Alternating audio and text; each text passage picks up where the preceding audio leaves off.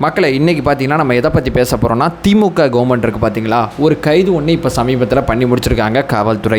ஒரு யூடியூபரை கைது பண்ணியிருக்காங்க. இவரோட பேர் என்னன்னு சொல்லி கேட்டிங்கன்னா, இவர் யூடியூப் சேனல் பேர் வந்து பிரியாணி மேன். இவர் யார் அப்படிங்கிறது நீங்கள் தேடி பார்த்தீங்கன்னாவே உங்களுக்கு இவருக்கும் இப்போ சமீபத்தில் நடக்கக்கூடிய பிரச்சனைகள் அத்தனையுமே உங்களுக்கு தெரிய வரும். இவரோட கைதுக்கான காரணத்தை இப்போ காவல்துறையானது ஒரு ப்ரெஸ் ரிலீஸாக கொடுத்துருக்காங்க. அந்த ப்ரெஸ் ரிலீஸ் ஆனது சரியானதா, அந்த ப்ரெஸ் ரிலீஸ் அடிப்படையில் இவர் கைது பண்ணது எந்தளவு சரியானது அப்படிங்கிறதான் இங்கே நம்ம பார்க்க போகிறோம்.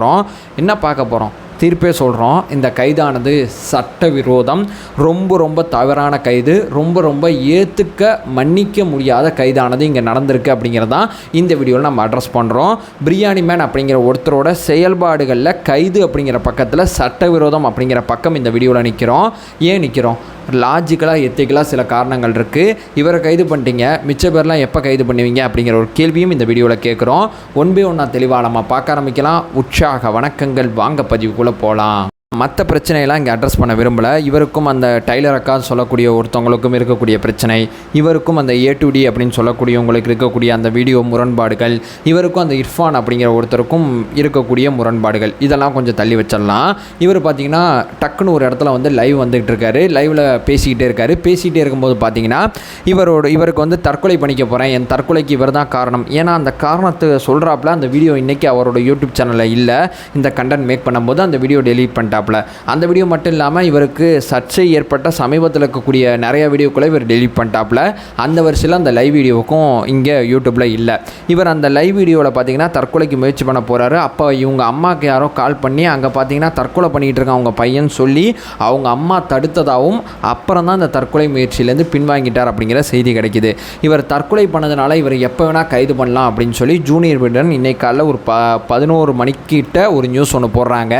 தற்கொலைக்கு முதல்ல கைது பண்ண முடியுமா அப்படிங்கிற கேள்வி நம்ம முன்னாடி இருந்துக்கிட்டே இருக்கும்போது, தற்கொலைக்கு கைது சரியா அப்படிங்கிற கேள்வி இருக்கும்போது, செக்ஷன் 309 அப்படிங்கிறது பழைய குற்றவியல் நடைமுறை சட்டத்தில் தற்கொலை பண்ணிக்கிட்டிங்கன்னா உங்களை கைது பண்ணலாம், சின்ன அபராதங்கள் வச்சு உங்களை வெளியே கொண்டு வந்துடலாம் அப்படிங்கிற மாதிரி வந்து அந்த சட்டப்பிரிவு சொல்லுது.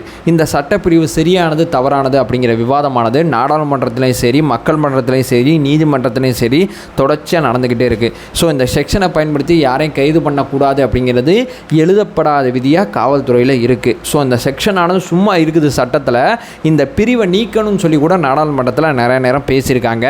இந்த பிரிவானது இன்னைக்கு புதிய குற்றவியல் நடைமுறை சட்டத்தில் தற்கொலைக்கு கைது அப்படின்னு சொல்லக்கூடிய இந்த செக்ஷன் 309 அப்படிங்கிற அந்த பிரிவானது இடம்பெறல. அப்போது இப்போ இருக்கக்கூடிய தகவல் அடிப்படையில் ஒரு மனுஷன் தற்கொலை பண்ணிக்கிட்டால் அவரை கைது பண்ணக்கூடாது.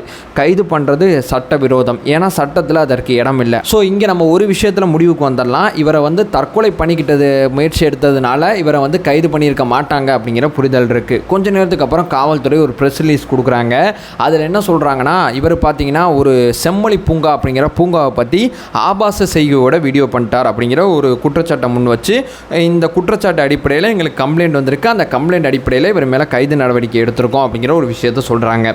ஸோ என்னப்பா இவர், என்ன செம்மொழி பூங்கா, என்ன வீடியோ, என்ன பிரச்சனை, இது வரைக்கும் இருக்கக்கூடிய ட்ரெண்டிங் வீடியோலாம் அந்த செம்மொழி பூங்கா வீடியோலாம் இல்லையே அப்படின்னு சொல்லி அவர் போட்டு அந்த செம்மொழி பூங்கா அப்படிங்கிற வீடியோவை நம்ம தேடி பார்க்குறோம். அந்த வீடியோ பார்க்கல. உண்மைக்குமே தேடி பார்க்கும்போது பார்த்தீங்கன்னா 3 மாதம் முன்னாடி அந்த மனுஷன் செம்மொழி பூங்கா அப்படிங்கிற ஒரு வீடியோ போட்டிருக்காப்புல. செம்மொழி பூங்கா எப்படி இருக்குது அப்படின்னு சொல்லி யூடியூப்பில் நிறைய வீடியோ இருக்குது. செம்மொழி பூங்காவில் இலசுகள் பண்ணக்கூடிய சேட்டைன்னு சொல்லி இவ்வளோ வீடியோ யூடியூப்பில் இருக்குது. இலசுகள் இந்த மாதிரி சேட்டை பண்ணுறாங்க, அப்படி பண்ணுறாங்க, இப்படி பண்ணுறாங்க, இந்த பொசிஷனில் உட்காந்துருக்காங்க, அந்த பொசிஷனில் உட்காந்துருக்காங்கன்னு சொல்லி அந்த இலசுகளுக்கும் அந்த கேமரா இருக்கக்கூடிய அந்த அவங்களுக்கும் இருக்கக்கூடிய பிரச்சனை முதற்கொண்டு யூடியூப்பில் நிறையா வீடியோக்கள் இருக்குது. யூடியூப்போட சர்ச் இன்ஜினோட மெத்தட் இப்போ மாறினதுனால என்னால் அந்த 6-7 வீடியோ தான் எடுத்து வந்து உங்கள் முன்னாடி வைக்க முடியுது. பழைய மெத்தட் இருந்துச்சுன்னா இன்னும் நிறையா வீடியோக்களை கொண்டு வந்து சேர்க்க முடியும். ஏன்னா நம்ம ஒன்று சர்ச் பண்ணால் அது ஒன்று ரிப்போர்ட் காமிக்குது. அதுதான் பிரச்சனைக்குரிய பக்கம். நம்ம மீண்டும் அந்த பிரச்சனைக்கு வருவோம். இவர் பார்த்திங்கன்னா ஆபாச சைகையோட அந்த வீடியோவில் பேசிட்டாராம், அதனால் இவரை தூக்கி கைது பண்ணிட்டாங்களாம். ஆபாச சைகையோட தான் அந்த வீடியோவில் நிறையா பேசியிருக்காரு. சைகைன்னு கூட சொல்ல முடியாது, ஆபாசமாக இருக்கக்கூடிய அந்த இலசுகளை கூட அவர் தன்னோட வீடியோவில் காமிக்கலை. இவர் தான் முழுக்க இங்கே இவ்வளோ முறைகேடுகள் நடக்குது, இவ்வளோ விஷயங்கள் நடக்குது, இந்த செம்மொழி பூங்காவில் இவ்வளோ கலிஜான மேட்டர்லாம் நிறையா நடக்குது அப்படின்னு சொல்லி இவர் தான் அந்த வீடியோவில் முழுக்க பேசுகிறாரு. கொஞ்சமாக அந்த ரேட்டிங், அந்த பூங்காவை பற்றி இருக்கக்கூடிய ரேட்டிங்கில் இருக்கக்கூடிய நபர்கள் கொடுத்த கமாண்டே இந்த வீடியோ முழுக்கவும் காமிக்கிறாரு. யூடியூப்பில் இதை பற்றி தேடி பார்க்கும்போது அந்த செம்மொழி பூங்கா அப்படிங்கிறது ஒரு உண்மைக்குமே ஒரு கலிஜான இடமா மாறிக்கிட்டு இருக்குது அப்படிங்கிறது தான் அங்கே குற்றச்சாட்டோட மைய நோக்கமாக இருக்குது. இந்த பூங்கா இப்படி மாறிச்சான்னு சொல்லி கேட்டிங்கன்னா, இந்த பூங்காவுக்கு போனவங்க நபர்களுக்கு ஃபோன் பண்ணி கேட்கும்போது தலையெழுத்துப்பா அந்த பூங்கா கிங்காக்கு எதுவும் போயிடாதுன்னு தான் நம்மள்ட்ட சொல்கிறாங்களே தவிர, இந்த பூங்காவில் இருக்கக்கூடிய அழகு அவங்களுக்கு முதல்ல மைண்டில் வரல. இந்த பூங்காவில் இலசுகள் பண்ணக்கூடிய இந்த சேட்டை தான் முதல்ல மைண்டுக்கு வருது. ஸோ இந்த சேட்டையை நான் ஒரு மாதிரி பதிவு பண்ணுவேன், அவர் ஒரு மாதிரி பதிவு பண்ணுவார், இவர் ஒரு மாதிரி பதிவு பண்ணுவார், ஒவ்வொருத்தவங்களும் ஒவ்வொரு மாதிரி பதிவு பண்ணுவாங்க. அதுதான் கண்டென்ட் க்ரியேஷனு.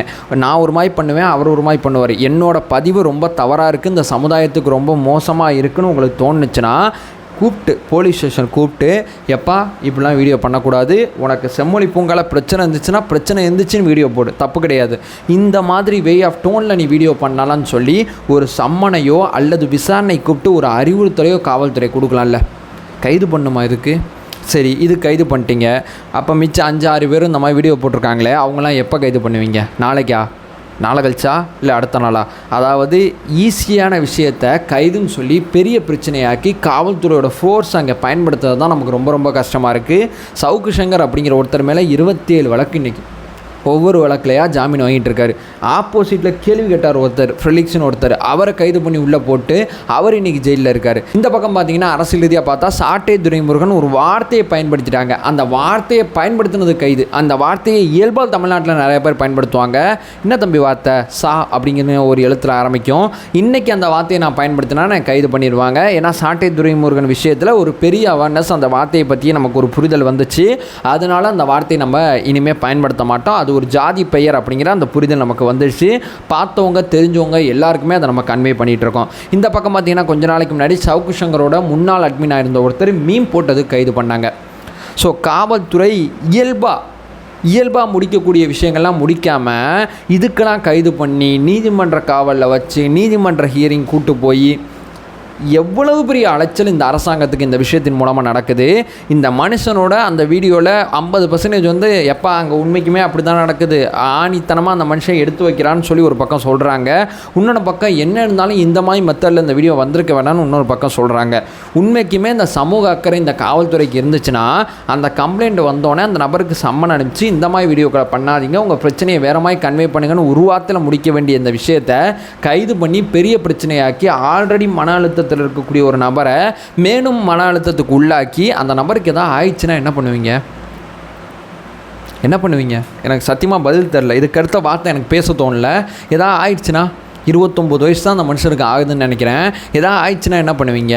ஆல்ரெடி மன அழுத்தத்தில் இருக்காப்புல, லைவில் தற்கொலை முயற்சிக்கு பண்ணிகிட்டு இருக்காப்புல, அவரை போய் கைது பண்ணி உள்ளே வச்சு பல்வேறு விதமான சிக்கலை கொடுத்து ஏன் அப்படின்னு தேடி பார்க்கும்போது இவரோட சில பல வீடியோக்களில் இவர் திமுகவை பல இடங்களில் வச்சு செஞ்சதை நம்மளால் பார்க்க முடிஞ்சு. எப்போ சான்ஸ் கிடைக்குன்னு வெயிட் பண்ணாங்க போல், இப்போ அந்த சான்ஸை பயன்படுத்திக்கிறாங்க. யார் இது பின்னாடி இருக்கிறது? இந்த கைதுக்கான காரணங்கள் என்ன? உண்மைக்குமே யார் அழுத்தம் தர்றது? இந்த மாதிரி பல்வேறு விதமான கேள்விகள் நம்ம முன்னாடி இருந்தாலும் எதுக்கும் பதில் இல்லை. பட் இந்த மாதிரி கைதெல்லாம் நம்ம ஆதரிக்க ஆரம்பித்தோம்னா நாளைக்கு இந்த வீடியோ பார்க்குற நீங்கள் எதுக்காவது கைதாவீங்க, ஒரு நாள் இந்த வீடியோ பண்ணுற நான் உட்பட கைதாகலாம். இதெல்லாம் தவிர்க்கப்பட வேண்டிய கைதுகள். தயவு செய்து காவல்துறை அவங்க மேலே இருக்கக்கூடிய மரியாதையை அவங்களே குறைச்சிக்க வேணாம் அப்படிங்கிறது தான் இந்த வீடியோவில் நம்ம சொல்ல வர்றது. அதை சொல்லிட்டு இந்த வீடியோ என் பண்ணிக்கிறேன். நம்ம சேனலை ஃபர்தராக ஃபாலோ பண்ணிங்கன்னா பொலிட்டிக்கல் ரீதியாக பல்வேறு விஷயங்களை பற்றி பேசிகிட்டு இருக்கோம். நம்மளோட ஒரே நோக்கம் அறியாமை அகற்ற வேண்டும், அறியாமை அகற்றப்பட வேண்டும். Thank you so much.